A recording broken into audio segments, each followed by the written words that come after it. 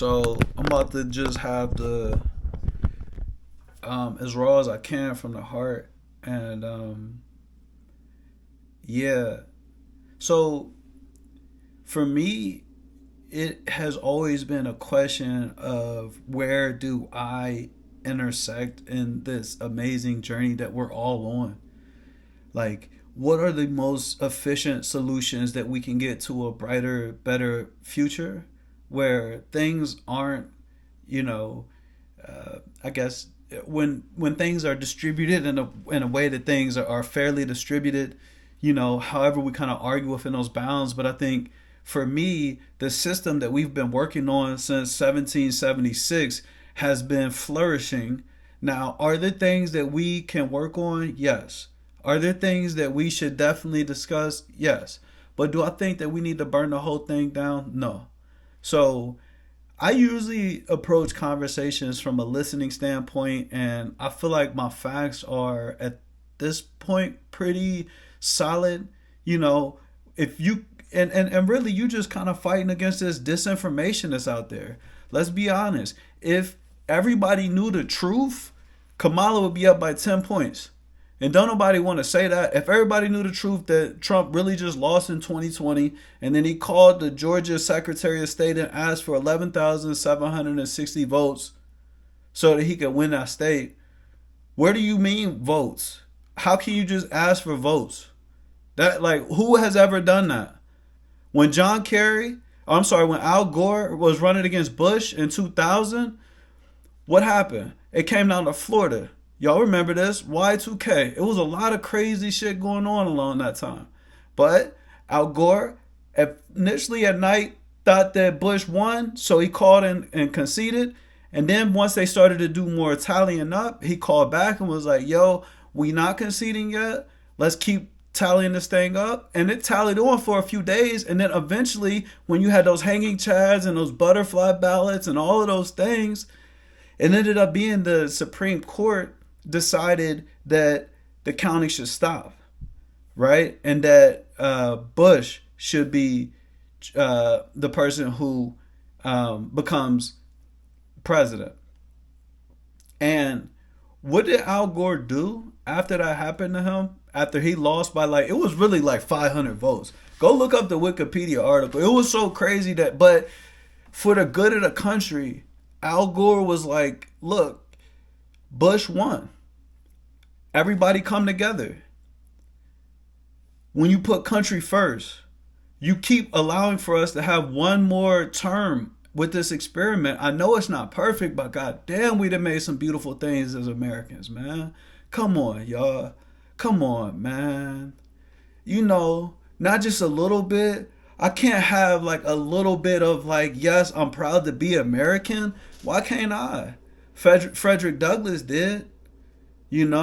Frederick Douglass did. Frederick Douglass was born a slave. Imagine being born a slave. I can't remember the name of the farm that he went to, but he went through a period of time where he was just getting beat really bad. That's where they try to break you. And when he eventually got back to the alt-rights or alt-reds, I need to go back and look it up, but it was in Maryland that he eventually was able to, kind of get away and get to his freedom and stuff. She taught him how to read and to write when he was on, on that plantation. But just the story, I mean, to go from the fact that you are a slave to the fact that you're going on a worldwide speaking tour in 1890, maybe well, yeah, it would be after the Civil War. So maybe 1880 or so, was out there speaking. And that's after slavery was done, after the Civil War and stuff. So he saw that, and that's a beautiful place. And then he got more involved in politics, and he was working to actually, that's when you start to see more of, black people trying to exert political power. Because in 1865, black people were actually able to vote. The problem is, how long does it take for those rights to really kind of manifest themselves, right? Between poll taxes or intimidation, all of those things, it just makes it tougher to manifest those things. So, anyways, he saw that, and then he saw, the Jim Crow era. After he got done seeing that, he saw all that. He saw the Ku Klux Klan, the beginning of the 20th century. That would be the 1900s. But I just wonder, like, somebody that went through all of that, how would they view this place we are in history right now? Like in the timeline of history, like think about when you was for real in social studies. Remember you was in social studies? I remember social studies. They would tell us the shit, and like yes, when you get older, you read that book about how they lied to us in school and stuff, and you read all of these other things, and you get a chance to operate, and you were free. Like being free is like a big thing. Like, I even feel like you flooding the zone with a whole bunch of disinformation is not allowing for people to be free. Like, you know, free from you being in their homes, or I just don't feel like that stuff. Um, People should be free. You shouldn't feel like, oh, you're going to get targeted by somebody. Like, honestly, Trump literally is threatening anybody who talks out against him. Like, are y'all okay with that? Like, I'm like, am I wilding for like saying like, yo, is y'all cool with that? Like, and then yeah, we could argue about the other stuff later, but like, yo, we gotta get this over the hump so that we could get to 2028. You don't need to rip everything down like shit. Like, I love Kobe, but I could critique his game. Like, yo, he would shoot too much sometimes. But do I want to tear everything down? No, I just want to kind of tweak things. And even if we got a lot more that we need to work on with our game, like, you know, somebody that need a lot more work, right? I feel like somebody like LaMelo Ball, like he got the potential. No, maybe not even him. Ant Edwards. Well, no, we haven't been as good as Ant in our early years. We've matured so much. I mean, honestly, we're not as old as the European countries, but 200 plus years of working on this thing. I'm not like ready to tear the whole thing up, especially not on his vision. It's like, bro, you are running to stay out of jail. Come on. Like, keep it 100. Keep it 150. Nobody in a right, sane mind, no matter how narcissistic you are, in the back of your mind, you're like, oh shit, I might go to jail on the other side of this if I don't win. But maybe you just kind of feel like you just ultimately are going to win, you know?